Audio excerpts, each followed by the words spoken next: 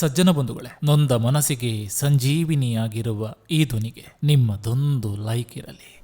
ಕಂಡಿರುವ ಕನಸಿಗೂ ನಡೆಯುತ್ತಿರುವ ದಾರಿಗೂ ಸಂಬಂಧವೇ ಇಲ್ಲ. ಅರ್ಜುನ ಶ್ರೀಕೃಷ್ಣನಿಗೆ ಹೇಳಿದ ಗೋಡೆಯ ಮೇಲೆ ಒಂದು ಸಂದೇಶ ಬರೆ. ಅದು ಹೇಗಿರ್ಬೇಕಂದ್ರೆ, ಖುಷಿಯಲ್ಲಿದ್ದಾಗ ಓದಿದ್ರೆ ದುಃಖವಾಗಬೇಕು, ದುಃಖದಲ್ಲಿದ್ದಾಗ ಓದಿದ್ರೆ ಖುಷಿಯಾಗಬೇಕು ಎಂದು ಶ್ರೀಕೃಷ್ಣನು ಬರೆದನು. ಈ ಸಮಯ ಕಳೆದು ಹೋಗ್ತದೆ. ಕೆಟ್ಟ ಸಮಯ ಬರೋದು ನಮಗೆ ನೋವು ಕೊಡೋದಕ್ಕಲ್ಲ, ನಮ್ಮ ಜೀವನದಲ್ಲಿ ಯಾರ್ಯಾರು ಎಂತವರು ಅಂತ ತೋರಿಸಿಕೊಡೋದಕ್ಕೆ. ತಪ್ಪು ಇಲ್ಲದ ಕಡೆ ತಲೆ ತಗ್ಗಿಸಬೇಡ, ನಂಬಿಕೆ ಇಲ್ಲದ ಕಡೆ ವಾದ ಮಾಡಬೇಡ, ಮನಸಾಕ್ಷಿ ಇಲ್ಲದ ಕಡೆ ಒಳ್ಳೆ ಮನಸ್ಸು ಬಯಸಬೇಡ, ಬೆಲೆ ಇಲ್ಲದ ಕಡೆ ಪ್ರೀತಿ ಬಯಸಬೇಡ. ಸಮಾಧಾನಕ್ಕೆ ನಮಗಿಂತ ಕೆಳಗಿನವರನ್ನ ನೋಡಬೇಕು, ಸಾಧನೆಗೆ ನಮಗಿಂತ ದೊಡ್ಡವರನ್ನ ನೋಡಬೇಕು. ಸಂಬಂಧಗಳನ್ನು ಉಳಿಸಿಕೊಳ್ಳಲು ತ್ಯಾಗದ ಅವಶ್ಯಕತೆ ಇಲ್ಲ, ಬದಲಿಗೆ ತಿಳುವಳಿಕೆ ಅವಶ್ಯಕತೆ ಇದೆ. ನನಗೆ ನಟಿಸಲು ಬರೋದಿಲ್ಲ, ಕೋಪ ಬಂದರೆ ಕೋಪವನ್ನೇ ತೋರಿಸ್ತೇನೆ, ಇಷ್ಟವಾದ್ರೆ ನಗುತ್ತಾ ಮಾತಾಡ್ತೇನೆ ಅಷ್ಟೇ ಹೊರತು ಗಂಟಲಲ್ಲಿ ವಿಷವನ್ನಿಟ್ಕೊಂಡು ತುಟಿಗಳ ಮೇಲೆ ಸಿಹಿಯಾಗಿ ನಟಿಸಲು ನನಗೆ ಬರೋದಿಲ್ಲ. ತಪ್ಪು ಮಾಡಿದ್ದು ತಪ್ಪಲ್ಲ, ಆ ತಪ್ಪನ್ನ ನೀನು ಸರಿಪಡಿಸಿಕೊಳ್ಳದಿರುವುದು ದೊಡ್ಡ ತಪ್ಪು.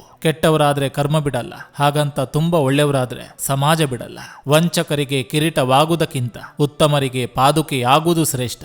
ನೇರವಾಗಿ ಮಾತನಾಡುವವರಿಗೆ ಕೆಟ್ಟವರು ಎಂಬ ಪಟ್ಟ, ನಟಿಸಿ ನಾಟಕೀಯವಾಗಿ ಮಾತನಾಡುವವರಿಗೆ ಒಳ್ಳೆಯವರು ಎಂಬ ಪೀಠ. ಯೋಗ್ಯತೆ ಮೀರಿದ ಬಯಕೆಗಳು ಅನಾಹುತಕ್ಕೆ ದಾರಿ. ಕೋಪ ಹುಟ್ಟುಗುಣವಲ್ಲ, ಕೆಲವರಿಂದ ನಮ್ಮಲ್ಲಿ ಹುಟ್ಟುವ ಗುಣ.